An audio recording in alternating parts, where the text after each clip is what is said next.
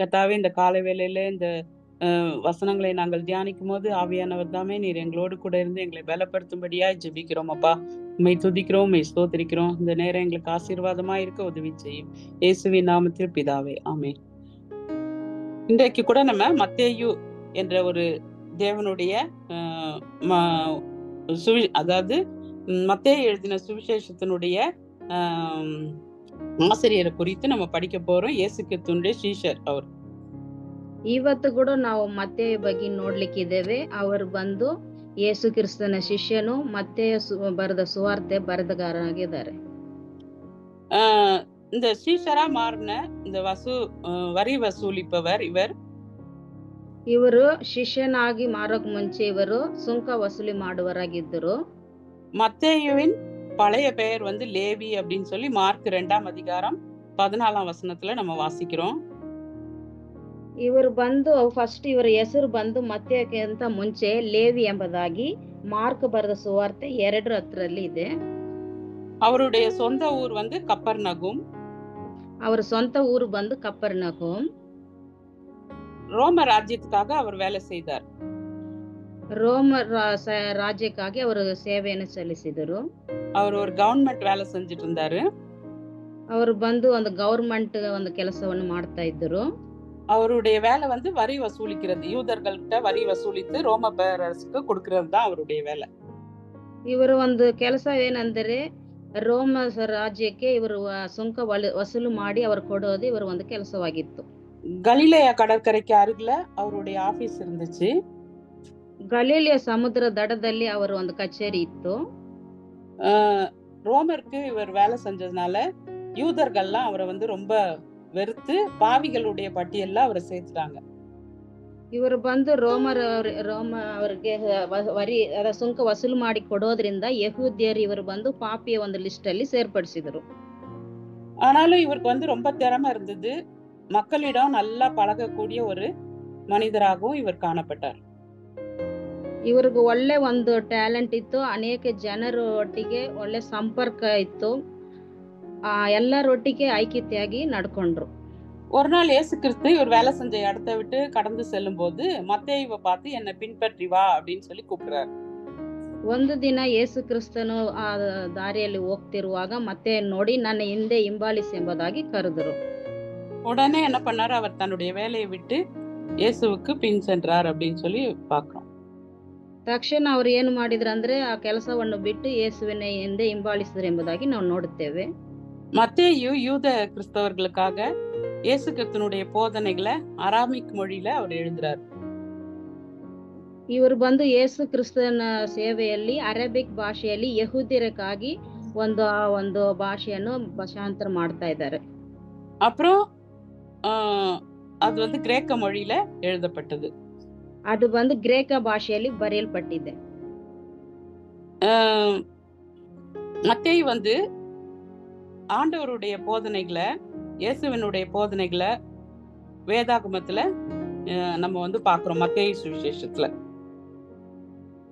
ಯೇಸು ಕ್ರಿಸ್ತನ ಒಂದು ಬೋಧನೆಗಳನ್ನು ಮತ್ತೇಯು ಬರೆದ ಸುವಾರ್ತೆಯಲ್ಲಿ ಬರೆಯಲ್ಪಟ್ಟಿರೋದನ್ನು ನಾವು ನೋಡುತ್ತೇವೆ. அதுல அதிகமா அவர் பயன்படுத்திருக்கிறாரு தேவனுடைய ராஜ்யம் என்ற வார்த்தையை அதிகமா அவர் பயன்படுத்தி மக்களுக்கு ஒரு விழிப்பை கட்டளையிட்டிருக்கிறார். ಅನೇಕ ಒಂದು ಸ್ಥಳಗಳಲ್ಲಿ ದೇವರ ರಾಜ್ಯದ ಬಗ್ಗೆ ಅಲ್ಲಿ ಬರೆಯಲ್ಪಟ್ಟಿದೆ. ಮಕ್ಕಳಿಗೆ ಆ ಒಂದು ಮಾಹಿತಿಯನ್ನು ಕೊಡಲ್ಪಟ್ಟಿದೆ. அவர் எழுதிய இந்த மலை பிரசங்கம் இந்திய தேச தந்தை மகாத்மா காந்தியினுடைய இருதயத்தையே தொட்டது அப்படின்னு சொல்லி நம்ம பாக்குறோம். ಅವರು ಮಾಡಿದ ಬೋಧನೆಯಲ್ಲಿ ಬೆಟ್ಟದ ಪ್ರಸಂಗ ನಮ್ಮ ದೇಶಪಿತ ಮಹಾತ್ಮ ಗಾಂಧಿ ಹೃದಯವನ್ನೇ ಮುಟ್ಟಿದೆ ಎಂಬುದಾಗಿ ನಾವು ನೋಡುತ್ತೇವೆ. அவர் இந்த மலை பிரசங்கத்தை மகாத்மா காந்தி படிச்சுட்டு தான் அவர் என்ன பண்றாரு, அமைதியான முறையில போராடி இந்தியாவுக்கு விடுதலை கிடைக்க செய்தார் அப்படின்னு சொல்லி நம்ம படிக்கிறோம்.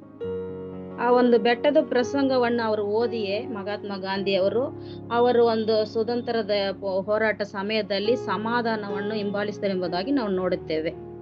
எனவே இந்தியாவை விடுதலை பெறதுக்கு கருவியாக பயன்பட்டது இந்த பரிசுத்த வேதாகமத்தில் உள்ள மத்தேயு எழுதின சுவிசேஷம் தான்.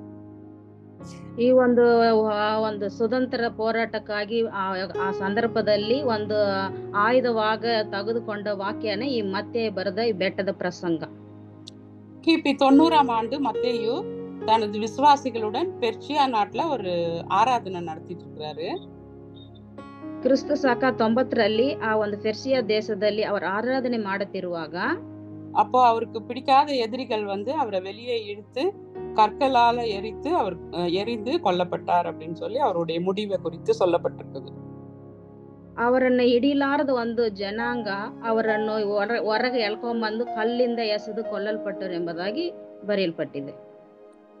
16ஆம் நூற்றாண்டுல இந்தியாவுக்கு வந்த பிரான்சிஸ் சேவியர் அப்படின்னு சொல்லி ஒரு மிஷனரி இருந்தார். 11ನೇ ಒಂದು ಶತಮಾನದಲ್ಲಿ ಫ್ರಾನ್ಸಿಸ್ ಎಂಬ ಒಂದು ಮಿಷನರಿ ಆ ಒಂದು ಸಮಯದಲ್ಲಿ ಅವರ ಬಗ್ಗೆ ಬರೆದಿದ್ದಾರೆ. அப்போ அவர் இந்த மத்தேயு சுவிசேஷ நூல் வச்சுதான் அவர் பிரசங்கமே பண்ணார் அப்படின்னு சொல்லி சொல்லப்படுது. முதலாவது எழுதப்பட்ட இந்த மத்தேயு சுவிசேஷத்தை ಅವರು ಬಂದು ಈ ಮತ್ತೇಯ ಸುವಾರ್ತೆಯನ್ನಿಟ್ಟೆ ಅವರು ಪ್ರಸಂಗವನ್ನು ಮಾಡುತ್ತಾರೆ ಎಂಬುದಾಗಿ ಅವರು ಹೇಳ್ತಾ ಇದ್ದಾರೆ. இந்த மத்தேயு அவர் மத்தேயு சுவிசேஷம் எழுதினா கூட தன்னை பற்றி அந்த சுவிசேஷத்துல அவர் எதுவுமே பெருமையா அவர் எழுதி கொள்ள அவரை பற்றியோ அவருடைய வாழ்க்கை வரலாறை பற்றியோ எதுவுமே சொல்லப்படல. ಮತ್ತೇಯ ಸುವಾರ್ತೆ ಅವರು ಬರೆಯುವಾಗಲೂ ತನ್ನ ಬಗ್ಗೆ ಏನು ಅದರ ಬಗ್ಗೆ ಅವರ ವಿಷಯವಾಗಿ ಏನು ಅವರು ಬರ್ಕೊಂಡಿಲ್ಲ. ஆனா ஒன்னே ஒன்னு சொல்லியிருக்காரு, உலகத்துல எங்கெங்கெல்லாம் வேத புஸ்தகம் எல்லாம் போகுதோ, எங்கெங்கெல்லாம் யாரெல்லாம் பைபிள் வாசிக்கிறாங்களோ அங்கெல்லாம் மத்தேயு என்ற சுவிசேஷம் நிறைய பேருடைய உள்ளங்களுக்கு சென்று ஊழியம் செய்யுது இன்றைக்கும். ಲೋಕದಲ್ಲಿ ಎಲ್ಲೆಲ್ಲಿ ಬೈಬಲ್ ಸುವಾರ್ತೆ ಎಲ್ಲೆಲ್ಲಿ ಯಾರ್ಯಾರು ಓದ್ತಾರೋ ಅವರು ಎಲ್ಲರೂ ಮತ್ತೆ ಎಂಬುದ ಅವರ ಬಗ್ಗೆ ಕೂಡ ಧ್ಯಾನ ಮಾಡ್ಲಿಕ್ಕೆ ಆಗ್ತಾ ಇದೆ. அதாவது இயேசு கிறிஸ்துனுடைய சீஷர்கள் எல்லாருமே மீன் பிடிக்கிறவங்களா இருந்தாங்க. இயேசு கிறிஸ்துன ಶಿಷ್ಯರು ಎಲ್ಲರೂ ಮೀನು ಹಿಡಿಯವರಾಗಿದ್ದರು. ஆனா இந்த மத்தேயு மாத்திரம் கொஞ்சம் படித்தவர். அவர் ஒரு ஆயக்காரர். அவர் கொஞ்சம் கவர்மெண்ட் வேலை செய்தவரா இருக்கிறாரு. ಆದ್ರೆ ಈ ಮತ್ತೆ ಮಾತ್ರ ಅವರು ಗವರ್ಮೆಂಟ್ ಸರ್ವೆಂಟ್ ಆಗಿದ್ದರು. ಅವರು ಚೆನ್ನಾಗಿ ಓದಿದವರಾಗಿ ಇದ್ದರು. ரெண்டு மாற்றங்கள் மத்தேயுடைய வாழ்க்கையில நடைபெற்றது. ಅವರು ಮತ್ತೆ ಜೀವಿತದಲ್ಲಿ 2 ಕಾರ್ಯ ನಡೆದಿದೆ. ஒன்னு தன்னுடைய உள்ளத்தை இயேசு கிறிஸ்துவுக்கு திறந்து கொடுத்து புது மனுஷனா மாறினாரு. ಒಂದು ತಮ್ಮ ಹೃದಯವನ್ನು ಯೇಸು ಕ್ರಿಸ್ತನಿಗೆ ಕೊಟ್ಟು ಹೊಸ ಮನುಷ್ಯನಾಗಿ ಆದರು. தேவகுமாரனுக்கு பிள்ளையா, அதாவது அவருக்கு குமாரனா மாறினார். ದೇವರಿಗೆ குமாரனாகி மார்பட்டರು. ரெண்டாவது பார்த்தோம்னா மத்தேயுனுடைய திறமைக்கு ஆண்டவர் ஒரு புது நோக்கத்தை கொடுத்திருந்தார். ಮತ್ತೇಯು ಹೊಸದಾಗಿ ಅವರು ಒಂದು ಜ್ಞಾನಕ್ಕೆ ಒಂದು ಹೊಸ ಒಂದು சகாயವನ್ನು ಮಾಡಿದ್ರು ಅವರು. மத்தேயுக்கு ஒரு காரியத்தை பார்த்த உடனே அது அப்படியே புரிந்து கொள்ற ஒரு தன்மை இருந்தது. ಮತ್ತೇಯು ನೋಡಿದ ತಕ್ಷಣ ಆ ಕಾರ್ಯವನ್ನು ತಿಳ್ಕೊಳ್ಳಿಕ್ಕೆ ಒಂದು ವಿಶೇಷ ಜ್ಞಾನವಿತ್ತು. அது மட்டும் இல்லாம அவர் பார்த்த ஒவ்வொரு காரியத்தையும் அவர் ரெக்கார்ட் பண்ணி வச்சிருந்தாரு எல்லாத்தையும் மனசுல. ಆ ನೋಡಿದ ಒಂದು ದೃಶ್ಯವನ್ನು ಅವರು ತಮ್ಮ ரெக்கார்ட் ಮಾಡಿ ಇಟ್ಕೊಂಡ್ರು ಅದನ್ನು. அதனாலதான் அவர் இயேசு கிறிஸ்து செய்த அற்புதங்கள், உபதேசங்கள், ஓமைகள், பரலோக ராஜ்யத்தை குறித்த எல்லா பிரசங்கங்கள், மலை பிரசங்கம் எல்லாத்தையும் அவர் மத்தேயு எழுதின சுவிசேஷத்துல அவர் பதிவு செய்யறாரு. ಅದನ್ನೇ ಅವ್ರ ಮನಸ್ಸಿನಲ್ಲಿ ಆ ಒಂದು ಯೇಸು ಕ್ರಿಸ್ತನು ಮಾಡಿದ ಅದ್ಭುತಗಳನ್ನು, ಅವರು ಮಾಡಿದ ಮಗತ್ ಕಾರ್ಯಗಳನ್ನು, ಅವರು ಮಾಡಿದ ಸೇವೆಯನ್ನು ಎಲ್ಲವನ್ನು ಅವರು ರೆಕಾರ್ಡ್ ಮಾಡಿ ಮನಸ್ಸಿನಲ್ಲಿ ಇಟ್ಟುಕೊಂಡ್ರು, ಅದನ್ನು ಬರೆದು ಇಟ್ಟಿದ್ದಾರೆ. அதான் மத்தேயு சுவிசேஷமா அதை எழுதுறாரு. ಅದನ್ನೇ ಮತ್ತೇಯು ಸುವಾರ್ತೆಯಾಗಿ ಬರೆದಿದ್ದಾರೆ. மத்தேயு தன்னுடைய உள்ளத்தை மட்டும் ஆண்டவர் கொடுக்கல, தன்னுடைய வீட்டையும் அவர் திறந்து கொடுத்தார் அப்படின்னு சொல்லி நம்ம பாக்குறோம். ಮತ್ತೇಯು ತಮ್ಮ ಹೃದಯವನ್ನು ಮಾತ್ರ ಕೊಟ್ಟಿಲ್ಲ, ತಮ್ಮ ಮನೆಯನ್ನು ಸದಾ ಕೊಟ್ಟಿದ್ದಾರೆ ಎಂಬುದಾಗಿ ನೋಡುತ್ತೇವೆ. அவர் ஆயக்காரனா இருந்த போது ஒருவேளை அவருக்கு நிறைய நண்பர்கள் அவரோடு கூட இருந்தாங்க. ಅವರು ಆಯಕಾರ ಅಂದ್ರೆ ಸುಂಕದವರಾಗಿ ಇದ್ದಾಗ ಅವರು ಅನೇಕ ಮಂದಿಯನ್ನು ಅವರ ಕಡೆ ಇದ್ದರು. அவங்க கூட இவர் இயேசு கிறிஸ்துவுக்காக தன்னை ஒப்பு கொடுத்த பிறகு, அர்ப்பணித்த பிறகு அந்த நண்பர்களும் கூட இயேசு கிறிஸ்துவ அறிந்து கொள்ளணும் அப்படின்னு சொல்லி ತನ್ನುடைய வீட்ல ஒரு பெரிய ವಿರುಂದು வைக்கிறார்.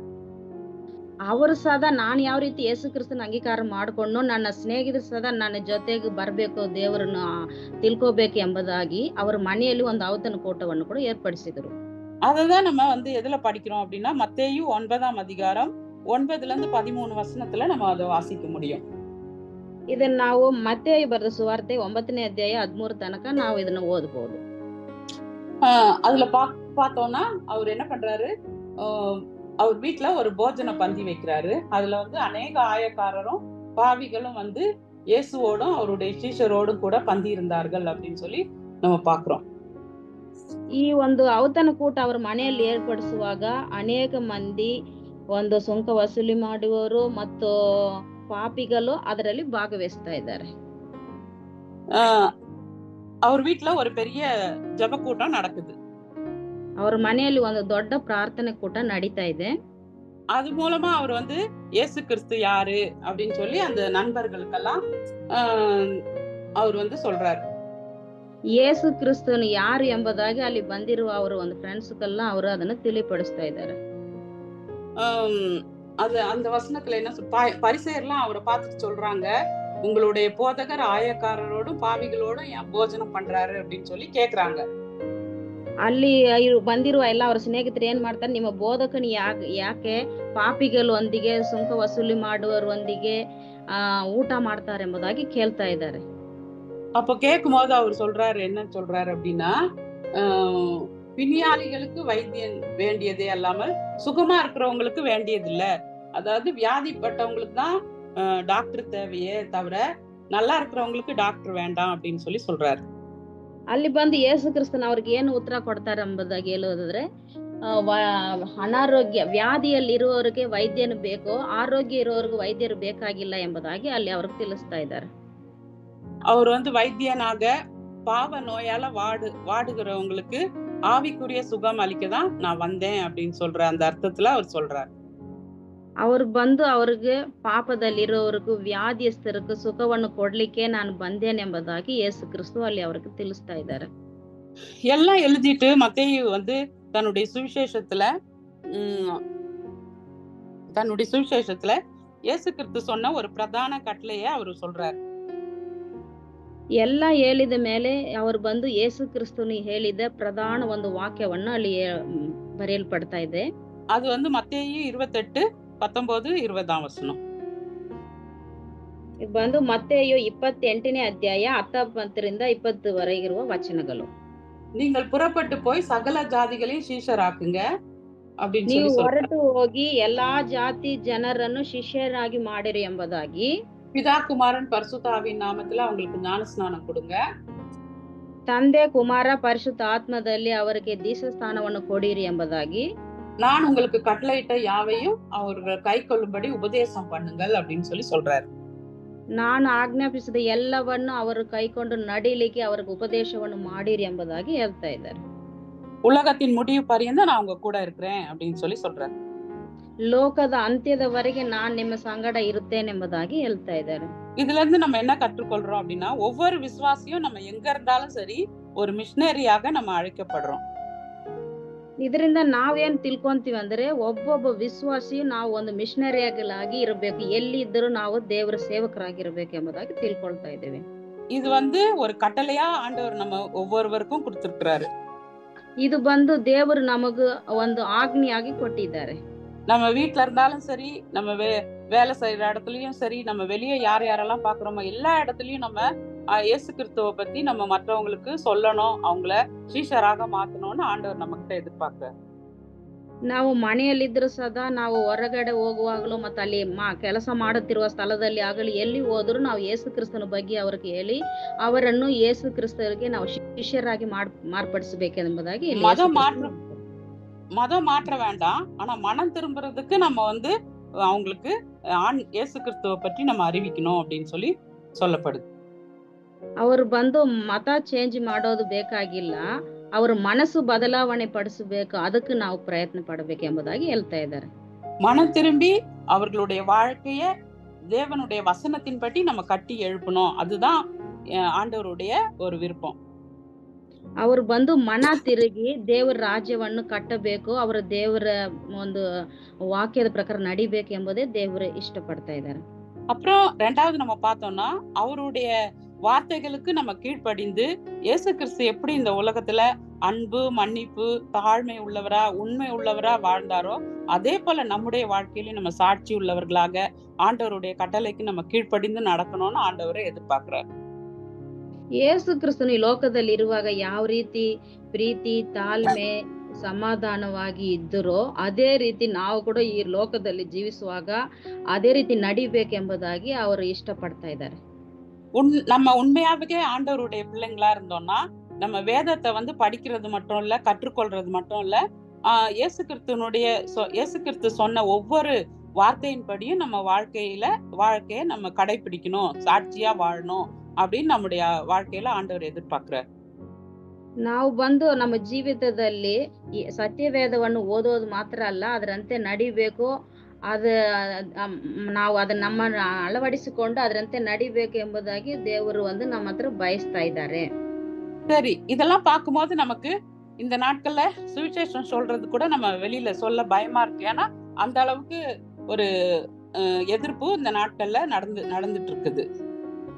ಈ ಒಂದು ಕಾಲದಲ್ಲಿ ಸುವಾರ್ತೆಯನ್ನು ಇತರಕ್ಕೆ ಸಾರುವುದು ಕೂಡ ಆಗ್ತಾ ಇಲ್ಲ, ಅನೇಕ ತೊಂದರೆಗಳು ಎದುರಾಗ್ತಾ ಇದೆ.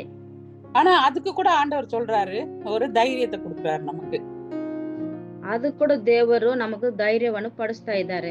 அதே வசனத்துல ஆண்டவர் சொல்றாரு, நான் உங்க கூட இருக்கிறேன் அப்படின்னு இயேசு கிறிஸ்து சொல்றாரு. ಅದೇ ಒಂದು ವಾಕ್ಯದಲ್ಲಿ ದೇವರು ಹೇಳ್ತಾ ಇದ್ದಾರೆ, ನಾನ್ ನಿಮ್ಮ ಸಂಗಡ ಇರ್ತೇನೆ ಎಂಬುದಾಗಿ. நான் இதோ உலகத்தின் முடிவு பரியந்தம் நான் உங்க கூட இருக்கிறேன் அப்படின்னு சொல்றாரு. ನಾನು ಈ ಲೋಕದ ಅಂತ್ಯದವರೆಗೆ ನಿಮ್ಮ ಸಂಗಡ ಇರ್ತೇನೆ ಎಂಬುದಾಗಿ ಯೇಸು ಕ್ರಿಸ್ತನು ಹೇಳ್ತಾ ಇದ್ದಾರೆ. நீங்க செய்யற ஒவ்வொரு வேலையிலயும் நீங்க தனியா இல்ல, நான் என்னுடைய வல்லமையை உங்களுக்கு கொடுக்கிறேன், என்னுடைய வழிகாட்டுதலை கொடுக்கிறேன். அப்புறம் அது மாத்திரம் இல்ல, பரிசுத்த ஆவியானவராகிய நான் உங்க கூடவே இருந்து உங்களுக்கு தைரியத்தை கொடுக்கிறேன், அதனால என்னுடைய ஊழியத்தை நீங்க செய்யுங்க அப்படின்னு சொல்லி எல்லாரையும் உற்சாகப்படுத்துறாரு. ದೇವರು ಎಲ್ಲರನ್ನು ಬಲಪಡಿಸ್ತಾ ಇದ್ದಾರೆ. ನಾನು ನಿಮ್ಮ ಸಂಗಡ ಇರ್ತೇನೆ, ನಿಮ್ಮನ್ನ ಬಲಪಡಿಸ್ತೇನೆ, ನಿಮ್ಮನ್ನ ನಡೆಸ್ತೇನೆ ಎಂಬುದಾಗಿ ದೇವರು ನಮಗೆ ಉತ್ಸಾಹವನ್ನು ಕೊಡ್ತಾ ಇದ್ದಾರೆ. அதனால நம்ம பயப்பட வேண்டிய அவசியம் இல்ல. அவருடைய வேலை பெரிய வேலை, இந்த சுவிசேஷம் அறிவிக்கிற வேலை பெரிய வேலை. அதே நேரத்துல அவருடைய பிரசன்னமும் ஒரு பெரிய பிரசன்னம் நம்ம கூட இருந்து நம்மள வழி நடத்துது. அதனால எங்க நம்ம ஆண்டவர் நம்மள அனுப்புறாரோ அந்த இடத்துல போய் நம்ம ஆண்டவருடைய வேலையை உற்சாகமா நம்ம செய்வோம். ಅದರಿಂದ ನಾವು ಭಯಪಡುವ ಅವಶ್ಯ ಇಲ್ಲ. ದೇವರು ದೊಡ್ಡ ದೇವರು, ಅವರ ಪ್ರಸನ್ನತೆ ನಮ್ಮ ಮಧ್ಯದಲ್ಲಿದೆ, ನಮ್ಮನ್ನು ಬಲಪಡಿಸ್ತಾರೆ. ಆದ್ದರಿಂದ ನಾವು ಎಲ್ಲಿದ್ದರೂ ನಾವು ದೇವರ ಒಂದು ಸುವಾರ್ತೆಯನ್ನು ಸಾರೋದ್ರಲ್ಲಿ ನಾವು ಆಸಕ್ತಿ உள்ளவராಗಿ ಇರೋಣ. கர்த்தர் தாமே இந்த வசனங்களை ஆசீர்வதிப்பாராக. நம்ம ஜெபம் பண்ணலாம். ದೇವರು ತಾமே ಈ ವಾಕ್ಯವನ್ನು ಆಶೀರ್ವದಿಸಲಿ. ನಾವು ಪ್ರಾರ್ಥನೆ ಮಾಡಿಕೊಳ್ಳೋಣ. அன்புள்ள ஆண்டவரே, துதிக்கிறோம் அப்பா, ஸ்தோத்திரிக்கிறோம். இந்த நாளிலும் கூட ஆண்டவரே, மத்தேயுடைய வாழ்க்கையை குறித்து நாங்க தியானித்தோம் ஆண்டவரே. அப்பா, அவர் ஒரு சீஷராக இருந்தாலும் கர்த்தாவே ஒரு புது சிருஷ்டியாக நீர் அவரை மாற்றினீர் ஆண்டவரே. அது மாத்திரம் இல்ல, அவருடைய திறமையை கொண்டு ஆண்டவரே ஒரு மத்தேயு சுவிசேஷம் எழுதி அதன் மூலம் நாங்கள் அநேக மத்தேயுவை படிக்கும் போதெல்லாம், சுவிசேஷத்தை படிக்கும் போதெல்லாம் அதுல இருக்கிற ஒவ்வொரு காரியங்களும் நாங்க அறிந்து கொண்டு ஆண்டவரே அப்பா, கொல்ல நீர் எங்களுக்கு உதவி செய்த கிருபைக்காய் நன்றி ஆண்டவரே. அப்பா, நாங்கள் படிக்கிறவர்களாய் மாத்திரமல்ல, அந்த வசனத்தின்படி நடக்கிறவர்களாய் உம்முடைய போதனைகள் அநேகம் அந்த மத்தேயு சுவிசேஷத்துல இருக்குது ஆண்டவரே. அதெல்லாம் நாங்க படித்து ஆண்டவரே அப்பா, அவருடைய மைண்ட்ல என்னென்னலாம் இருந்துச்சோ அதெல்லாம் அந்த சுவிசேஷத்துல அவர் எழுதியிருக்கிறாரு ஆண்டவரே. அந்த பழைய ஏற்பாட்டுல நிறைய காரியங்களை இந்த புதிய ஏற்பாடோட கனெக்ட் பண்ணி ஆண்டவரே அவர் எழுதியிருக்கிறாரு. இதெல்லாம் நாங்க படிக்கும்போது ஆண்டவரே அந்த வசனத்தின்படி நடக்க ஆண்டவரே, நாங்கள் இன்னும் வேத வசனங்களை நாங்கள் அதிகமாக கற்றுக்கொள்ள நீர் எங்களுக்கு கிருபை செய்யும்படியா ஜெபிக்கிறோம் ஆண்டவரே. உம்மை பற்றி ஆண்டவரே அன்பு, தாழ்மை ஆண்டவரே அப்பா, பணிவு, உம்முடைய ஊழியங்கள் இதை பற்றிலாம் அதுல எழுதியிருக்குது. அதெல்லாம் நாங்க படித்து ஆண்டவரே அந்த வசனத்தின்படி நாங்களும் எங்களுடைய வாழ்க்கையை ஆண்டவரே அமைத்து கொள்ள நீர் எங்களுக்கு கிருபை செய்யும்படியா ஜெபிக்கிறோம் ஆண்டவரே. நாங்களும் நீ சொன்ன இந்த பிரதான கட்டளையை எங்களுடைய வாழ்க்கையில கடைபிடித்து அநேகருக்கு நற்செய்தியை பகிர்ந்து கொள்ளுகிறவர்களாக எங்களுடைய வாழ்க்கையை நாங்கள் மாதிரிகளாக வைக்க நீர் எங்களை ஒவ்வொருவருக்கும் நீர் கிருபை தாரும். நீர் எங்களை எந்த இடத்துல வைத்திருக்கிறீரோ, எந்த இடத்துக்கு கொண்டு சொல்லுகிறீரோ அந்த இடத்துல எல்லாம் உம்முடைய ஆண்டவரே நற்செய்தியை நாங்கள் அறிவிக்க நீர் எங்களுக்கு தேவையான பலத்தையும் கிருபையும் ஞானத்தையும் தரும்படியா ஜெபிக்கிறோம் அப்பா. நாங்க இதுக்கு குறித்தும் பயப்படக்கூடாது ஆண்டவரே. இந்த உலகத்தின் முடிவு பறிந்தும் சகல நாட்களும் நான் உங்க கூட இருக்கிறேன்னு சொல்லி எங்களை ஆண்டவரே தைரியப்படுத்துகிறீர் ஆண்டவரே. அந்த வசனத்தை நாங்கள் முன்வைத்து கர்த்தாவே அப்பா இந்த வாழ்க்கையின் ஓட்டத்தை நாங்கள் ஓடி முடிக்க எங்கள் ஒவ்வொருவருக்கும் நீர் கிருபை தாரும் ஆண்டவரே. இந்த வசனத்தை கேட்ட ஒவ்வொருவரையும் ஆசீர்வதியும் தங்களுடைய வாழ்க்கையில கர்த்தாவே உம்மை முன்வைத்து ஒவ்வொரு நாளும் ஓட உம்முடைய பலத்தை பெற்றுக்கொள்ள ஆண்டவரே நீர் கிருபை தரும்படியா ஜெபிக்கிறோம். ஆசீர்வதியும் ஆண்டவரே. பொறுப்பெடுத்துக்கொள்ளும். இந்த நாள் முழுதும் எங்க கூட இருங்க. உம்முடைய பிரசன்னத்தினால் எங்களை நிரப்பும், வழி நடத்தும். எல்லா துதி கன மகிமையா உமக்கு ஒருவருக்கே செலுத்துகிறேன். இயேசு கிறிஸ்துவின் நாமத்தில் ஜெபிக்கிறேன் நல்ல பிதாவே, ஆமென்.